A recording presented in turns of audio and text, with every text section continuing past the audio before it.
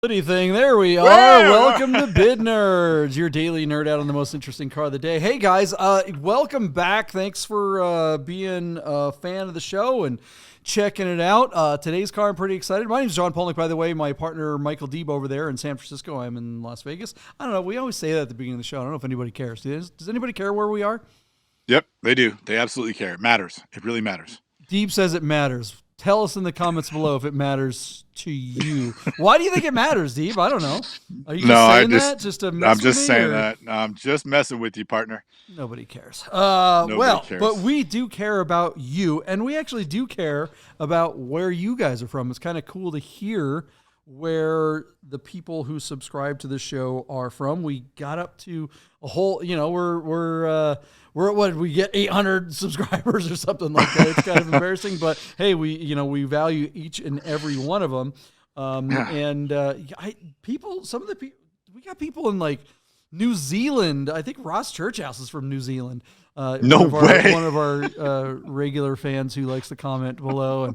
And, we also post this thing on Spotify or, all the other places too. And I don't pay attention to any of the results on some of the other channels. So I should probably, or platforms rather, I should go and take a look and see what's going on at some of those. But, yeah, turns out we're massive on the other platforms and we have no idea. We're talking to like 10,000 people. Who knew? Right, yeah. But we're used to talking to like a dozen. Remember that rock and roll movie that was filmed in your backyard and they were Matt Dillon. He's like Citizen Kane were popular in Europe or Japan or something. You remember that? Oh, right. Yeah. What was that movie? What was that? It wasn't. God. Yeah. I don't know. Who cares? Anyway, and so it's like Bid Nerds. We're huge in New Zealand. Yeah. Huge. Well, I mean, we could say that. I mean, at least double-digit percentages of our followers are from there. Apparently, if we've got one guy. All right, guys, here we go. Let's talk about today's most interesting car. What we do is we find the car, we have a conversation about it, and then we make a prediction what's going to happen with that result, the auction result of that car, and then, we marry our prediction with what actually happens at the end of the show. We have a time machine, so we go into the future. Mm-hmm. At the time we record this, the auction has not closed, so we are making a prediction based on something that's going to happen days from now. But by the end of this episode, you can skip right ahead and see what the actual results are because we married the two together. All right. We married today's Bid Nerd and prediction. I now pronounce you an idiot. Don't listen to us, guys. We really don't know what we're talking about. Shout out to our good friends at God and Porsche of Las Vegas. They support the show, so we'd like to support them. Thanks, guys. All right. What's the most interesting car of the day today, Michael Deeb? All right, let's jump on over to PCAR Market because we haven't beat up on them in a while and talk about this 2003 Porsche 911 GT2 with just 10,000 miles out of Phillips Ranch, California. John, I am a native of California. I've never heard of Phillips Ranch. I believe that this was the first road car that Porsche brought PCCBs, their Porsche ceramic coated brakes, whatever. I don't know if PCCB stand for. It's also got the aluminum and carbon fiber trim. They do a what do they call the DME report? There's barely a few seconds of over revs. So this car, as a guy who's owned GT cars before, this car basically doesn't have real over revs. It's not been abused, and there's no paint. There's no paint stories on this car either. So beautiful car, beautiful condition, low miles, kind of the poster child, John, silver with black interior. First car was ceramics, $184,000 MSRP 20 years ago, John. Interesting, like that. What would that cost today? I mean, you could buy a GT2 a couple of years ago. I bet the price has gone up from there. So really nice car on the PCAR Market platform. Is PCAR Market going to be able to bring two bills for a GT2 that with no stories? This we're really kind of putting them to the test. Sort of the way that black 996 Turbo was a test for Marked to show that they had the goods and they just missed the mark, which was heartbreaking for them and for us because we really want Mark to do well. This is a car that should be, close to a $200,000 car. And you got to wonder, is it on the wrong platform? So JP, I send it back to you. John, I know when I was at Godden and you and I were hanging out a lot with them, we had a beautiful 8,000-mile GT2, and you and I took that car out once or twice, and we drove it, and we filmed it, and we videotaped it. But aside from that, have you really gone bananas on a GT2? I've only really, just taken that car around the block, so to speak, but I've never really gone out and done like a day's worth of driving in a GT2. And I imagine if I did, I probably wouldn't be able to sleep at night because it's just unbelievable performance. But have you been, I know you had like a super modified 996 turbo, but that was all wheel drive. Have you ever been turned loose in a real 996 GT2? What's your answer? What do you got? I mean, I've never gone nuts with one. I mean, Yeah. that one that you're talking about, absolutely got to drive it. There are people that still ask me today. People think I own one because I had that car overnight. Like we took it out, like I went and got it, and then we took it around so I got to drive around the Red Rock Loop. I mean, we weren't hauling butt or anything like that, but so we drove it all over the city from where we lived at the time, from the dealership, and then out to Red Rock, and then back home, and then back to the dealerships and stuff like that. So I got to put some butt time in it, probably more than a lot of people, I would think. And I didn't get to drive it in anger per se, but I did get to get a real good idea of what it was like and compare it to the 996 turbos that I've had in the past. And it really is different. The great thing, I mean, that was one of the things I liked about the car was that it felt so familiar because I've owned so many 996s. I've been through quite a few of them, and it just felt like home. It's just like, oh my God, it really is the best iteration of the 996 ever. I've driven 996 GT3s, of course, those are fantastic, but this thing, like a true 911, it feels like it can bite you and kill you. So you kind of like have in the back of your head, you got to have some respect. It doesn't have the nannies that, the modern cars have. And the rear wheel drive only thing is a little scary because that thing can come around. I took a picture of the car parked in my garage next to my 993 at the time and put it on Instagram or whatever, and a bunch of people thought it was my car and still do to this day. Oh, man. And it's not like I'm going, I still have that 996 GT2, but no, I'm like, no, it got to live in my garage for a night. They were very similar, right? One was polar and one was Arctic silver, right? Yes, actually, Yeah. Similar, you mean the two cars, yeah. They're both silver, but they were different shades of silver, but they probably looked really good. Like juxtaposed in your garage, they probably looked like a modern and vintage itineration of a two-car solution, right? That would have been a good DWA answer. Yeah, probably one of the best combinations you could have, absolutely. Of all the cars in the world, the 996 GT2 is absolutely up there in my fave all times. If I could get one, I absolutely would. There was a time when they were totally attainable, and unfortunately, they are not. What do we think? What do we think is going to happen with this car? So here's the deal, John. Our car was $184,000 brand new. It closes, a few days out from now. But it's at just $101,000 on 15 bids on PCAR Market.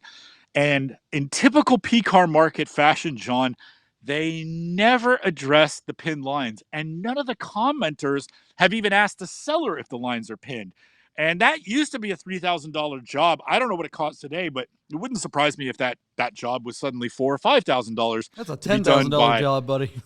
Well, $10,000 job at the Porsche dealership, but I bet you an independent could probably do it for considerably less than that, because it is a big deal, and you do have to get it done, and it's not addressed here. So with that in mind, this car with pinned lines, or at least having it addressed if they've been pinned or not, I think would bring over $200,000 on BAT. But here on PCAR Market, I think it's going to stall out at $185,000 and wind up in the deal trank for over $200,000. So I'm going to give it back to you, John, that it comes back to sticker, but I bet that the reason why it's here is that this guy could dictate what he wanted his reserve to be, and I bet you $185,000 doesn't get it done because he's got illusions of $230,000 to $250,000 for this car, and I'm not sure that's going to happen, especially if you don't come forward and tell everybody whether or not you pinned the lines or admit that you haven't. So anyway, that's kind of gets me going, as you can tell. So $185,000 to you, and I say FTS on that number. I agree with the FTS. I'm going to go even less. I'm going to go $150. I think this car is definitely worth more than that, but I do think things are softening. There are fewer and fewer people able to buy stuff like this. It's going to get way harder to get a loan on something like this. The cost of, the cost of money is just going up and up and up. I think there are definitely people out there that are parking money in places, asset allocation. Okay, I've got a bunch of cash here. I don't want it sitting in cash, so I may as well buy something like this. But I don't know if PCAR Market is where someone who is that savvy is going to be spending their money or looking for an asset, to park it as a hedge against maybe inflation or something like that. Because look, if you're going to buy something really awesome, I can see your average run-of-the-mill Porsche doing well or something, but a GT car like this, something that's really kind of special. This is a niche buyer, and I think that type of buyer isn't going to want to deal with the used car sales shenanigans that you kind of have to deal with PCAR Market. Well, they just got $310,000 for that RSR backdate last week, and you and I were well under that amount. So sometimes PCAR Market surprises us. I do think this car will come closer to $200,000, but I have a sneaky suspicion that the reserve on this might be higher than that. So I think it'll do better than your number, but I still think it'll fail to sell. So let's see what happens. Yeah. All right. Well, let's find out right after we do something. We have a thing. Hey guys, I gotta tell you about our friends Godden Porsche of Las Vegas and Godden Classic. If you're looking for a new Porsche or a classic, you gotta call our friend Steve at Godden, this guy. 1989 linen gray metallic G50 cab. Is that gonna be for sale? It is gonna be for sale. The car only has 65,000 miles. Save yourself the hassle of screwing around with all the auctions like we always talk about, and just talk to Steve. He'll find you the classic Porsche you're looking for. Godden Porsche of Las Vegas. If you love watching car videos... Oh, I skipped one of the commercials. We skipped Rami. Sorry about that, Rami. Go check out the Rami show. All right, welcome back. We're in the future. PCAR Market has this crazy hot GT2 996. What do you got? What happened with this car, Michael Deeb? John, check it out. PCAR Market did really well with the car. So listen, I said $185,000, and I was concerned because they didn't talk about the pin lines. You came in really under at 150 grand, I think, really betting on the platform. But look, this is a super nice car. It's only got 10,000 miles. This is one of the lowest miles one we've seen in a while. And PCAR Market had no problem selling this car for $201,000. John, are you sitting down? 80 bids. 80 bids. PCAR Market had all kinds of action while these guys were fighting over this car, and they took it all the way up to $201,000, which I'd say is what you'd expect as a retail number for this car. So there you go. Success for everyone involved, the seller, the platform, and the buyer, and me, because I won this one. John, sometimes you and I each get burned betting against PCAR Market, and PCAR Market, it's like Russian roulette. You never know when they're actually going to like surprise you and succeed. And you never know when they're going to just like completely disappoint you and fail. And I think your number represented one of those, like, no way. But they did it here. They did a really good job. And I imagine everybody involved is happy. So there you go. $201,000. What do you think of that result? That is shocking. Beyond belief. I cannot believe this car brought that much money on PCAR Market, and congratulations to the seller, man. The car, I think, is kind of worth it. I mean, a GT2 should be a $200,000 car. 10,000 mile one, yeah. Yeah, with this few miles. That's one of the greatest cars ever made. Like we said before the break, I mean, we gushed about this car. It really is all the right things. It is a car that I would love to have in my garage, but not going to happen now. Yeah, I don't know. Look, it's something that that's the thing about PCAR Market is we really give them a hard time pretty often for kind of being a little bit shoddy and a little bit sketchy in their business practices in a lot of ways. But let's face it, sometimes they bring the money. You can't, it's so hard to predict with PCAR Market because some stuff is great and it just fails miserably and other stuff just murders it. So I don't know.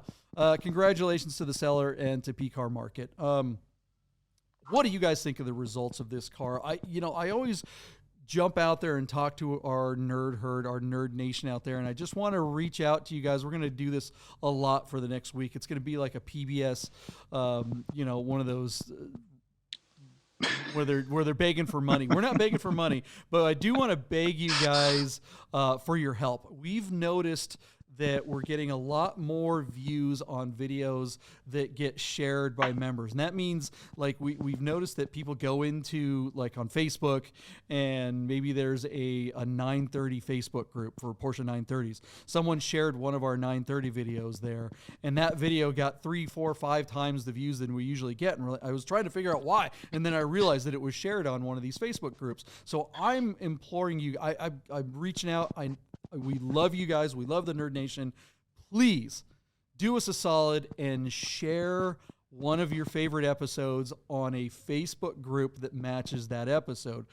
We are in a battle to get to 1,000 subscribers. We're getting really close, and the algorithm will have a much better idea of understanding what it is that our channel is about once we get there, and it'll really help us a lot, and help the show. We want to do a lot more cool stuff for you guys on the show, but we kind of need that certain base in order to get there. So please, if you guys can, share an episode on your favorite YouTube group, and let's see if we can bump up that subscriber group. Yeah, thank you. All right, guys, that is the most interesting car of the day from all the automotive enthusiast auction sites. We will see you guys tomorrow if I can find the end of the show. Bye.